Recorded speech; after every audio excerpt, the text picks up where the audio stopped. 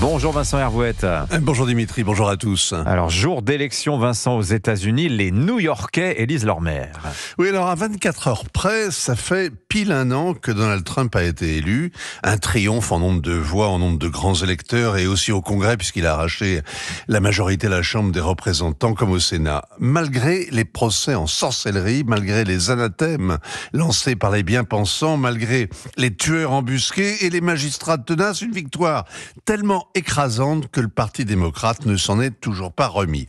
Le maire de New York doit être élu ce soir et avec le décalage horaire, son nom sera connu le jour anniversaire de cette Bérésina démocrate et la victoire de Zohran Mamdani serait une sorte d'exorcisme pour la gauche américaine, le signe que la malédiction est conjurée. Voilà, Zohran Mamdani, c'est donc son nom, c'est l'anti-Trump, hein, Vincent. Un autre Obama avec le charme, le bagou, la jeunesse. Il est né en Afrique, en Ouganda. Il y a passé sa petite enfance. Ses parents sont indiens, un anthropologue marxiste et une réalisatrice couronnée à Cannes et à Venise.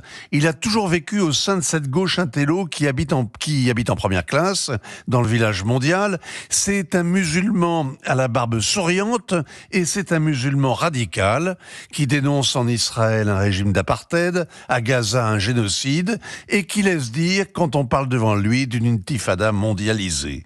Son programme est socialiste, gratuité pour les transports en commun et les crèches, gel des loyers dans une ville où ils ont augmenté 7 fois plus vite que les salaires l'an dernier. La construction des logements sociaux devrait coûter 100 milliards de dollars sur 10 ans, selon ses propres documents de campagne. Il compte faire payer les riches, même s'il trouve qu'il y a trop de milliardaires dans la capitale de la finance. Bref, il va ruiner New York. Donald Trump l'a traité de communiste cinglé, mais tout le gratin progressiste vote pour lui. Les acteurs, les happy few, il a le charme de la nouveauté, il venge la gauche, il rompt avec un parti démocrate démonétisé. Alors, ce n'est pas un outsider pourtant, hein, puisqu'il a remporté les primaires démocrates contre Andrew Cuomo, qui s'est maintenu. Oui, alors Cuomo incarne la vieille garde, le notable démocrate. Ancien gouverneur, fils d'un ancien gouverneur, il a travaillé avec les Clinton et il s'est même marié à une Kennedy. Il a tellement mal géré le Covid dans les maisons de retraite qu'on le surnomme le tueur de grand-mère. Et sa carrière a connu un coup d'arrêt brutal quand une douzaine de femmes l'ont accusé d'agression sexuelle.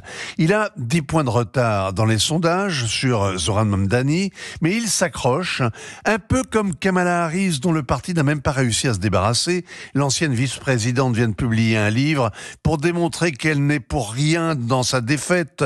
Tout est de la faute de Biden, l'espoir fait vivre, la rancœur aussi. Tout ça explique que 63% des électeurs américains aient une image négative des démocrates. Bon, on va quand même attendre sagement ce soir pour tirer des conclusions du scrutin, Vincent. Oui, et on surveillera aussi l'élection des gouverneurs en Virginie et au New Jersey.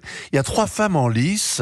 Ce qui est assez frappant, c'est que l'une est une ancienne du corps des Marines, sa rivale, un ancien agent de la CIA, et la troisième a été pilote d'hélicoptère dans la marine de guerre. Des femmes à poigne qui se gardent soigneusement de tout wokisme et se veulent modérées. La gauche américaine s'imagine qu'elle va renaître à New York, mais on ne voit pas dans ces élections locales que la révolte contre la toute-puissance de Donald Trump est vraiment commencée. Signature Europe 1, ainsi va le monde. Merci beaucoup, Vincent.